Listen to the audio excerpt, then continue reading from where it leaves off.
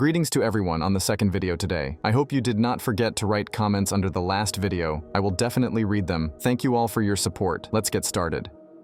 First story. In the second part from the user, A Monster in the Kitchen, let's listen.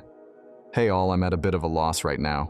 My boyfriend, Dan, and I have been together for a little over 2 years. No relationship is perfect, but ours is basically as good as it can be. Little conflict, maximum happiness, everything is wonderful.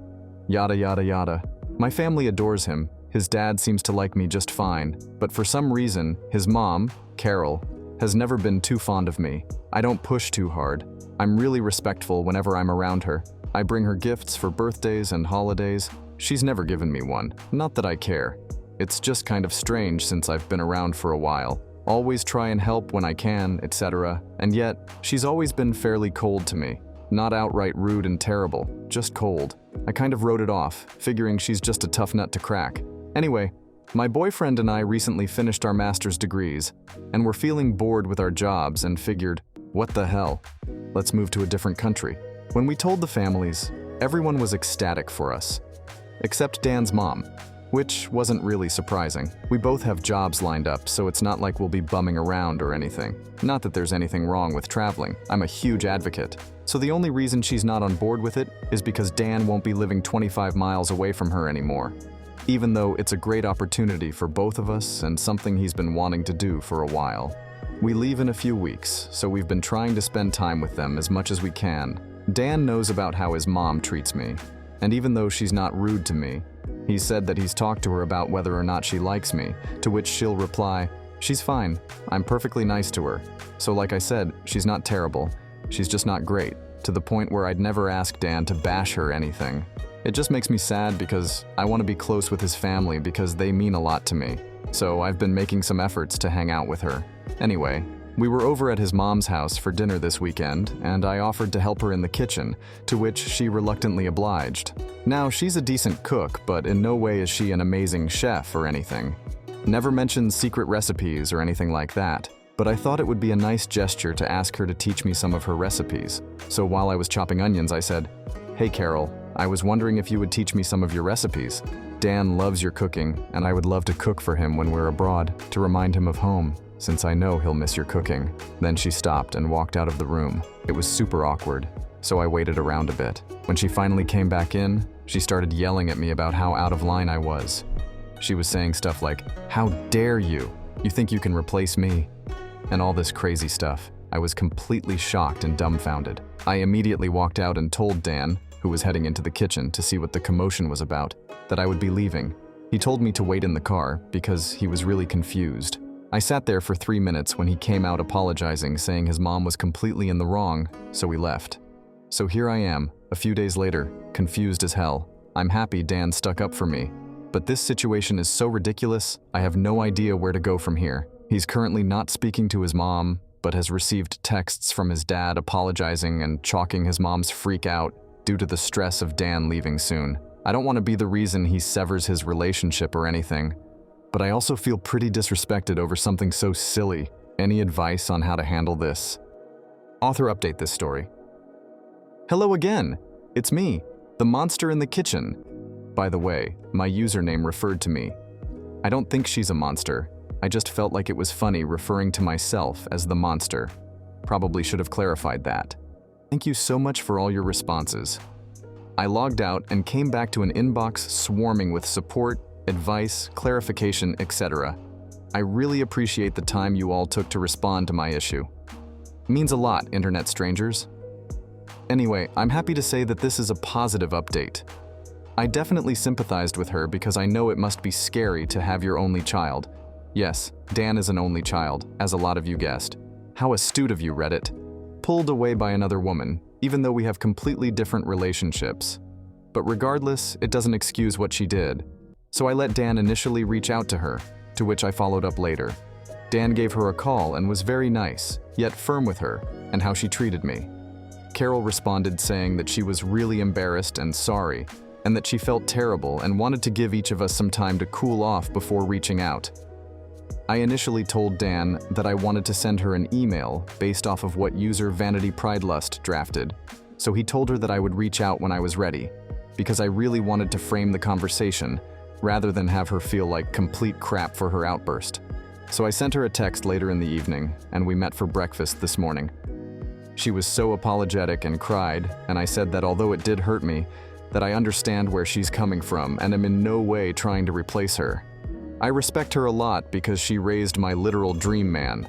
So even though we may not be best friends, she's done a lot of things right. We hung out for a bit, ended things wonderfully with a redo invitation to cook dinner together this weekend, her recipes, and hugged goodbye. All is right in the world. Thanks again for offering insight and perspective. Y'all are the best. What I think about this story, there's an important lesson here. The boyfriend immediately responded and shut his mother down when she stepped out of line. None of this "I don't like being in the middle" garbage that wishy-washy partners pull when they refuse to appropriately handle their own families. The sooner you stop it, the less hurt feelings and lingering resentments to permanently poison in-law relationships. Let's check the user's comments. It sounds like Dan's mom is having an episode of combination empty nest syndrome and massive jealousy.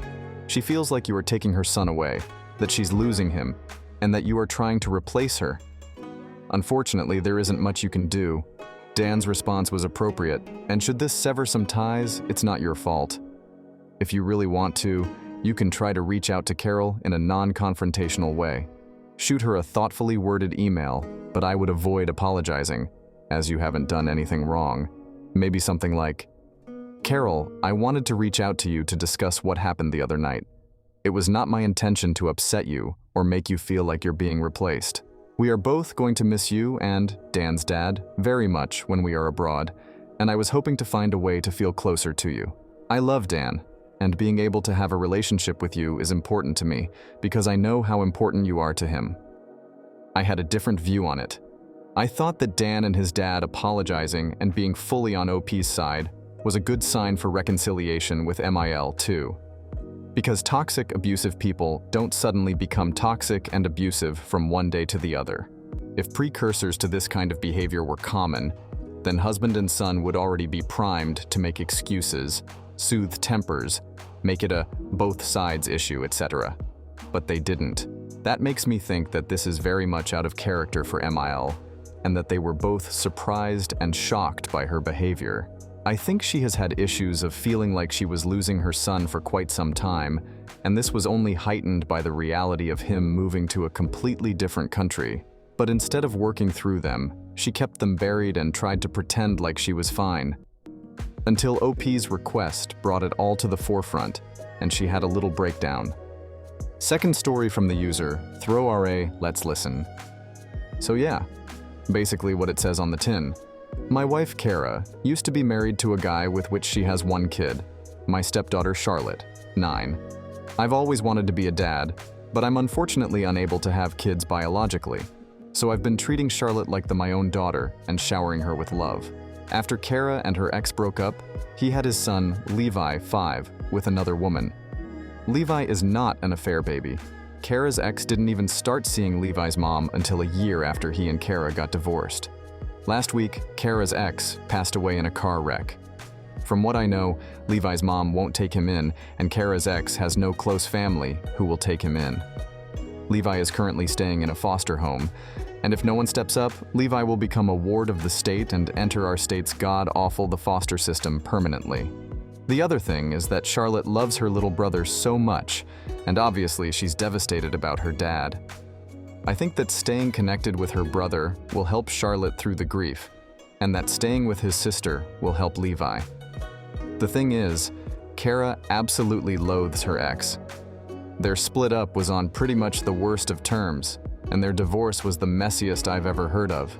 She once told me that if it wasn't for Charlotte, she would have moved across the country and never thought about him again.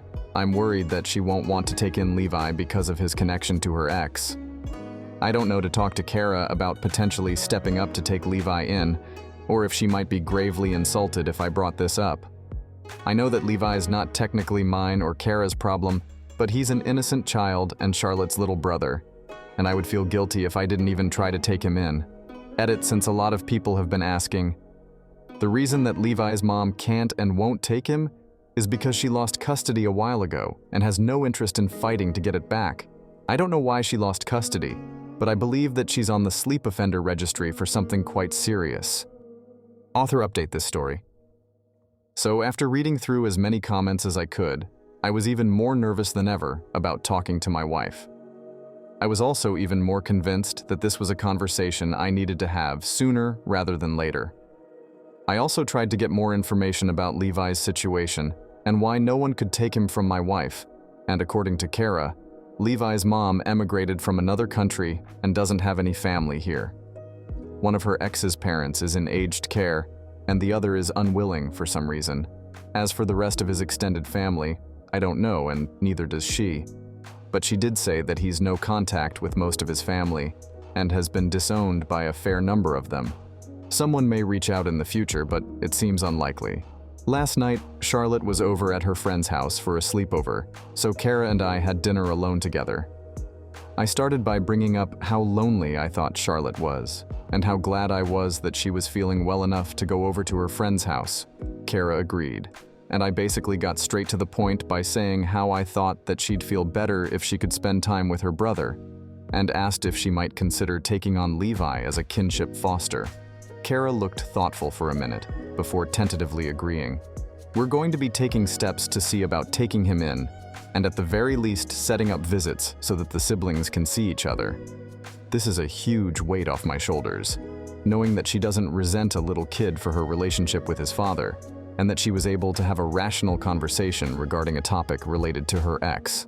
The last time we had a conversation about him, I'd accidentally used a phrase that her ex used a lot during their fights, and she got triggered by it.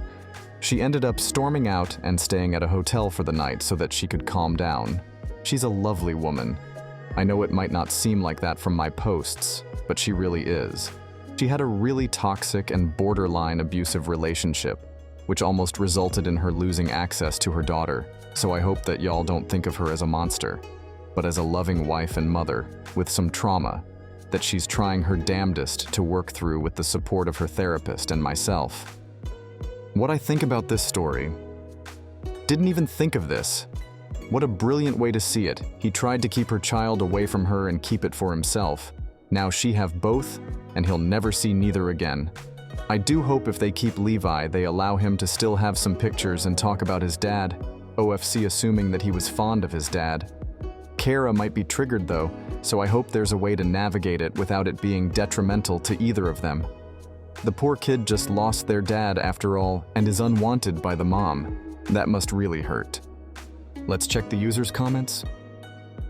My brother also was a giant pain in the ass from like 9-13, and then became a teenager and was awesome. Like, all his pestering and whining evened out to some crude but always appropriate for the audience humor and a bit of a daredevil personality.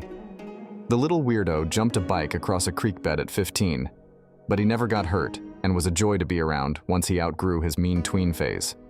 I think my parents would argue he was a bit stressful around 16, but A, that was a very short period of time compared to all the delight of his teen years, and B, that gym teacher planted those stems and seeds. Because I helped him clean his car the day before, and I know I vacuumed the hell out of his car. We cleaned our cars together sometimes. He'd detail the outside, and I'd vacuum the inside and condition his leather seats. He traded helping a neighbor process a buck for those seats, and was proud of them. And he went to school alone, so he wasn't smoking with friends in that car between the vacuuming I gave it and when that old narc said he found the pieces. Like, my brother occasionally smoked weed. I'm sure he did. He'd come inside from a walk with his friends and smell a little woodsy once in a while. I'm not unwise, but I never found any sign of him doing it in his car, and that car was his pride and joy. He kept it immaculate, and I really believe him when he said he never let anyone smoke, tobacco or not, in the car. We got it worked out. The coach backed off fast when my dad said he'd call the sheriff's office if he was so sure kiddo was getting high. But that kiddo ran with football players, and the police would definitely drug test all of his friends along with him. No idea if this is true, and I think Dad was bluffing, but the coach shut up real quick and made some noises about being mistaken. The guy hated my brother, and I never got a real answer why. And I'm a Southern gossip, so I think I would have heard. Thank you to everyone who was with us today. Today's videos have come to an end, but tomorrow we will see you again. Thank you all for your support. I really appreciate it. I love everyone. Bye-bye.